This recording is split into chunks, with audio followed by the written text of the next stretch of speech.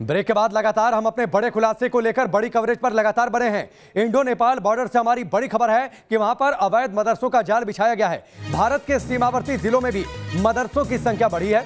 भारत में मदरसों के लिए चीन पाकिस्तान की वाया नेपाल फंडिंग की गई है। सिद्धार्थनगर जिले में एक साल में 47 नए मदरसे खुल गए।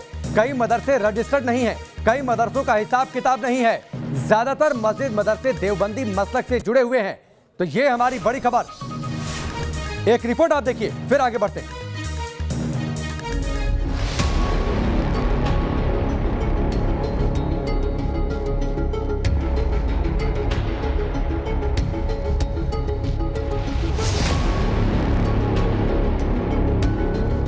अब तक हम आपको बता चुके हैं कि कैसे नेपाल में बढ़ रहा है मदरसों का जाल। भारत के लिए खतरे की घंटी है, लेकिन खतरा सिर्फ नेपाल में नहीं है, बल्कि देश के अंदर बॉर्डर से सटे जिलों में भी मदरसों की बाढ़ आ गई है। हमारी पड़ताल में एक और चौंकाने वाली बात सामने आई। बॉर्डर एरिया में भारत की सीमा के अंदर पहले घरों का निर्माण होता है, लेकिन धीरे धीरे उसे मदरसों और मस्जिदों में तब्दील कर दिया जाता है। कुल मिला के जो एक्स सिमी है, जो यहाँ से प्रतिबंध होने के नाते जो गिरफ्तार हुए, जो भगे हैं, वो उन जगहों पे नेपाल में शरण पाए हैं और अपने आप को थोड़ा दूसरे संगठन से परिचय करा के, जैसे मैंने कहा इस्लामिक संघ, तो उसके नाम पे अपने गतिविधियां चला रहे हैं। हमने नेपाल की सीमा से सटे बहराइच जिले में खुले मदरसे में जाकर पड़ताल की। यहाँ मदरसे चलाने वाले खुद नहीं जानते हैं कि ये मदरसा रजिस्टर्ड है या नहीं, और ऐसे कई मदरसे हैं जिसका कोई हिसाब किताब सरकारी दस्तावेजों में नहीं है।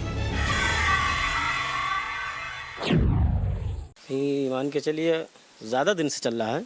काफ़ी दिन से? हाँ, काफ़ी दिन से चल रहा है। तो ये रजिस्टर्ड है?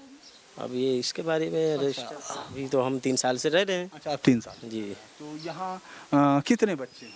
यहाँ लगभग मान के चलिए 60 या 65 बच्चे होंगे। वो गांव ही के बच्चे हैं। गांव के बच्चे पढ़ रहे हैं। सिद्धार्थनगर जिले में लगभग 65 किलोमीटर लंबे बॉर्डर पर 500 से ज्यादा मस्जिदें और मदरसे हैं। यहाँ ज्यादातर मस्जिद और मदरसे देवबंदी मसलक के हैं। पूरे सीमावर्ती क्षेत्र में मस्जिद और मदरसों की बाढ़ आ गई। मस्जिद और मदरसों को स्थापित कराने में आईएसआई का प्रमुख हाथ माना जा रहा। कई बार इनके मौलवी भी पकड़े गए और उनके खिलाफ कार्रवाई भी हुई। इस सीमा की संवेदनशीलता को देखते हुए और घुसपैठ को देखते हुए कई बार यहाँ प्रदर्शन भी हो चुका है सीमा पर, और मस्जिद और मदरसा बंद किए जाने की मांग भी उठ चुकी है। न्यूज़ नेशन आपको पहले ही बता चुका है कि कैसे देवबंदी मदरसों में जिहाद का सिलेबस पढ़ाया जा रहा है, जिसका जिक्र इस किताब अल हिदाया में है, जो देवबंद से प्रकाशित है और देवबंद समेत देश के तमाम मदरसों में पढ़ाई जाती है। इस किताब के 17 नंबर पेज पर जिहाद का जिक्र है। इन्हीं मदरसे से तो पाकिस्तान बना, यहीं से तो तालिबान की सोच है। तालिबान कौन है? देवबंदी हैं, 100% देवबंदी हैं। वो उनका स्ट्रक्चर, उनकी एजुकेशन, उनका बिलीफ सिस्टम देवबंद से है।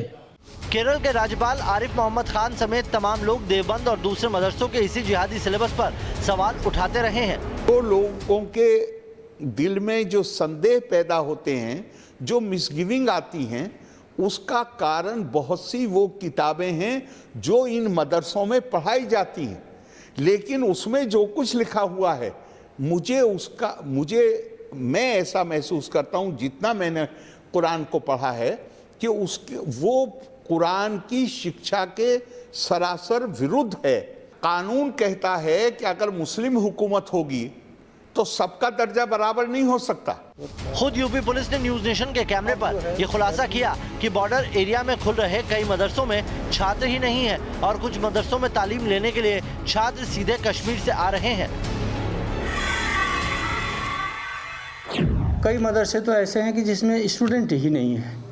कुछ मदरसे ऐसे हैं जिसमें पता नहीं कहाँ से लोग आए हुए हैं, कश्मीर तक के बच्चे पढ़ने आए हैं। तो ऐसा तो है ही नहीं कि वहाँ कश्मीर से यहाँ तक बीच में कोई मदरसे ना पढ़ते हों, कोई स्कूल ना पढ़ता हो। और कुछ नेपाल के विद्यार्थी भी हैं। तो ये जैसे एक कॉमन सेंस के लिए भी कि JNK के बच्चे इतना दूर पढ़ने क्यों आएंगे? हाँ, तो अब ये संदेह के दायरे में इस कारण से भी है। हम बॉर्डर एरिया में खुले हर मदरसे पर सवाल नहीं उठा रहे, लेकिन अचानक इतनी तादाद में इनका खुलना शक को तब और बढ़ा देता है जब इनकी फंडिंग को लेकर कोई तस्वीर साफ नहीं होती। भारत नेपाल बॉर्डर से विकास चंद्रा और धीरेन्द्र पुंडीर के साथ टीम न्यूज नेशन। आपने ये रिपोर्ट देखी, हमारा चौथा बड़ा खुलासा देखा। धीरेन्द्र पुंडीर जिन्होंने ये पूरी पड़ताल की है वो हमारे साथ लगातार बने हुए हैं। धीरेन्द्र, पहला सवाल आपसे, आखिरकार इन मदरसों को खुद को रजिस्टर्ड कराने में दिक्कत क्या है?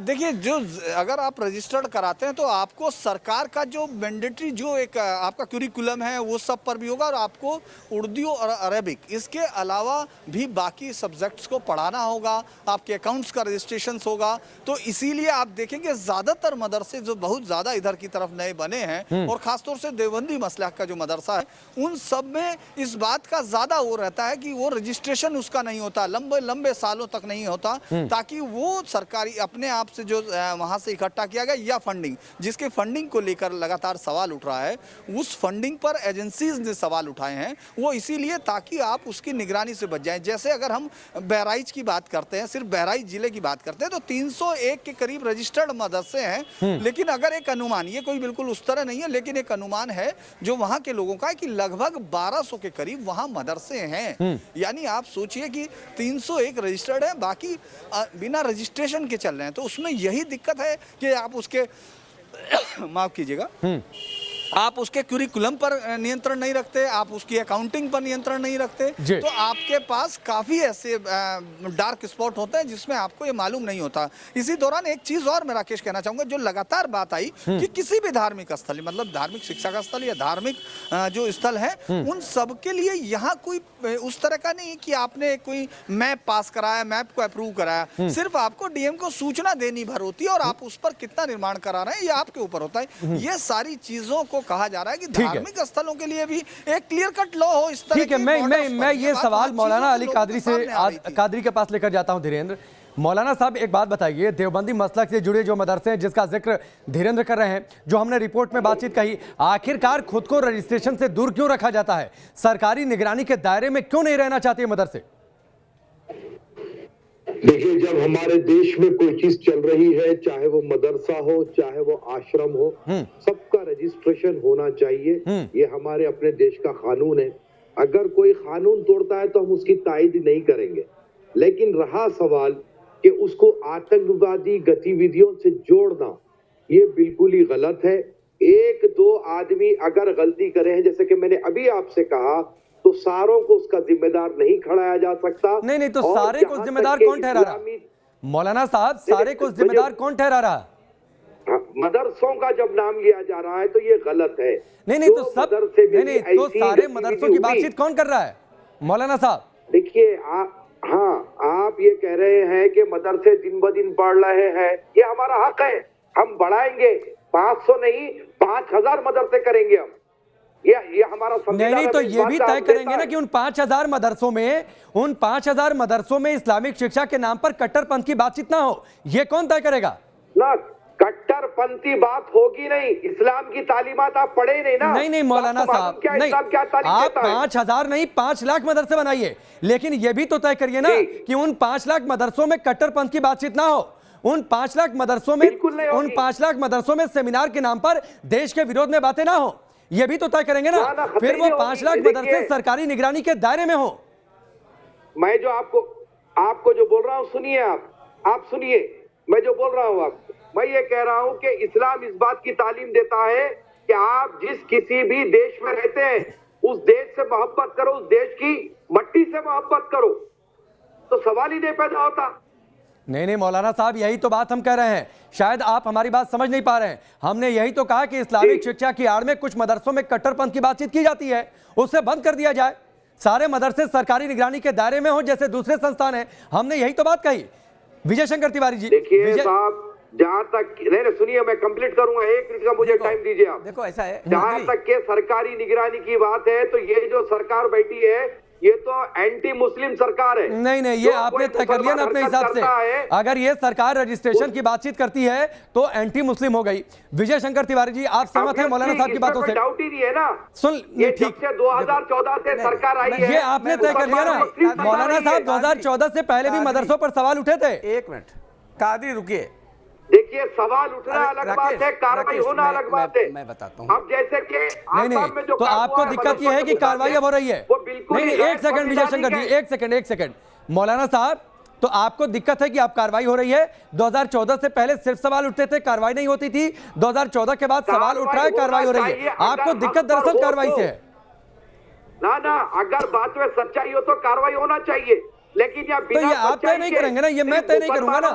ठीक है विजय शंकर जी, दिक्कत कार्रवाई से है। अब सुन लीजिए, दूसरों को सुन लीजिए। विजय शंकर तिवारी जी, दिक्कत कार्रवाई से है। राकेश, हाँ राकेश, देखो जो कादरी वगैरह बोल रहे हैं, जनता सब कुछ समझती है। जो ये बोल रहे हैं उसका उल्टा हो रहा है। पब्लिक को सब कुछ पता है, जनता सब कुछ जानती है। दूसरी बात ये है कि जहाँ जहाँ भी इस्लाम है वहाँ दूसरे धर्म के लोग, दूसरे पंथ के लोग रह सकते हैं क्या?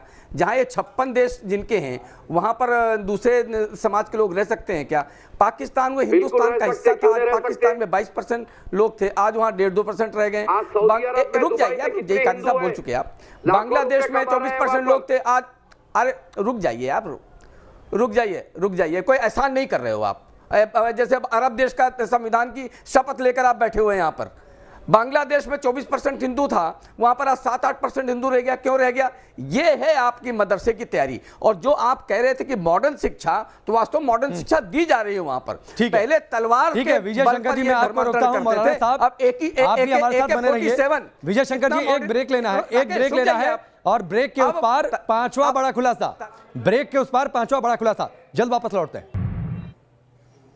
ब्रेक के बाद चलिए आगे बढ़ते हैं, और अब वक्त हो गया है पांचवें बड़े खुलासे का। नेपाल में आतंकी गतिविधियों के लिए इस्लामिक इंफ्रास्ट्रक्चर का इस्तेमाल किया गया है। यह पांचवा बड़ा खुलासा है हमारा। इंडियन मुजाहिदीन के आतंकियों को नेपाल में शरण मिली थी। इस्लामिक संघ नेपाल के निजाम खान ने पनाह दी थी इंडियन मुजाहिदीन के आतंकियों को। इंडियन मुजाहिदीन आतंकी यासीन भटकल भी नेपाल में छिपा था। हिजबुल के सैयद शाह की गिरफ्तारी भी नेपाल से ही हुई थी, यानी नेपाल की जमीन का इस्तेमाल हुआ। धीरेन्द्र हमारे साथ लगातार जुड़े हुए हैं, और इस वक्त हमारे साथ आरके यादव भी जुड़ चुके हैं, जो कि रॉ के पहले अधिकारी रहे हैं। धीरेन्द्र, एक छोटा सा जवाब आपसे, किस तरीके से नेपाल की जमीन का हाल फिलहाल में इस्तेमाल हुआ है? इसकी एक बड़ी वजह क्यों न माने कि भारत नेपाल के बीच जो खुली सीमा है, इसका धड़ल्ले से इस्तेमाल होता है? देखिए, अगर आप पूरी नेपाल सीमा ले लेते हैं, जो इंडो नेपाल सीमा है, जो चाहे यहाँ से लेकर हम लोग बहराइच, इधर तराई से लेकर उधर तक जाते हैं जोगबनी तक, यहाँ जो बड़ा इंफ्रास्ट्रक्चर है, जो सबसे लेटेस्ट रिपोर्ट की मैं अगर बात करूं तो अभी दावत इस्लामी ने गेस्ट हाउस और मदरसे तैयार की। अभी ये सबसे लेटेस्ट रिपोर्ट है जो इंटेलिजेंस एजेंसीज को दी गई है। लगभग 2 करोड़ रुपए का गेस्ट हाउस इसीलिए बनाया गया ताकि आप वहाँ उनको ठहरा सके जो हिंदुस्तान के खिलाफ कार्रवाइयों को अंजाम देते हैं। मैं इसको पूरा एक बड़ा इंफ्रास्ट्रक्चर राकेश तैयार किया गया है, जिस पर हम लोगों ने अभी दिखाया है, और ये पूरे बॉर्डर्स पर है। बस मैं ये कहना चाहूंगा कि नेपालगंज से लेकर विराटनगर तक आपको लगातार, अगर आप वहां जाते हैं तो वो आपको साफ तौर पर दिखता है कि कैसे वहां इसका इस्तेमाल हिंदुस्तान के खिलाफ करने के लिए एक सेफ हेवन तैयार कर दिया बॉर्डर्स के पास आपके। ठीक है आरके यादव जी, आप तो रॉ से जुड़े रहे हैं, किस तरीके से सीमा पर हरकतें होती हैं वो आपको बेहतर तरीके से पता होगा। नेपाल की जमीन का इस्तेमाल किया गया है। लगातार हमारे दो सहयोगी धीरेन्द्र और विकास नेपाल से जो सटी हमारी सीमा है वहां तक पहुंचे। नेपाल का जो इस्लामिक संघ है किस तरीके से भारत के खिलाफ साजिशें रच रहा है। दावत इस्लामी जिसका जिक्र किया अभी धीरेन्द्र ने, ये इस पर रोक लगनी चाहिए कैसे?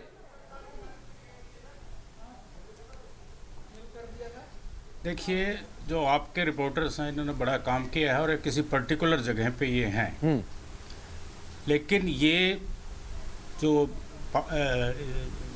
जो इस्लामिक एक्सट्रीमिज़म यहाँ पे फैल रहा है, ये सरकार के पास इसकी खबरें बहुत पहले से हैं। और ये बिल्कुल आप ठीक कह रहे हैं कि ये हिंदुस्तान में चाइना की साजिश पे हमारे यहाँ काफ़ी टेररिज्म की गतिविधियाँ चलाना चाहते हैं, और इसका संज्ञान काफ़ी पहले से है। हाँ, ये पर्टिकुलर जगह जो आपने बताई है, अब इस पे ये लोग फोकस करेंगे, हमारी एजेंसी भी करेंगी, लेकिन ये पुराना मुद्दा है और इसमें जब से ये ओली सरकार बनी है, ठीक है, इन्होंने इस मुद्दे को रोकने के बजाय बढ़ाने में मदद की है और ये बड़ी एक भारत और नेपाल के संबंधों में एक बड़ा घातक मुद्दा है जिसको नेपाल सरकार को देखना चाहिए और भारत सरकार को भी डिप्लोमेटिकली इसको रोकने के लिए कहना चाहिए। ठीक है मौलाना अली कादरी, ज़्यादा वक्त नहीं है, मैं चाहूँगा एक आखिरी कमेंट आपसे।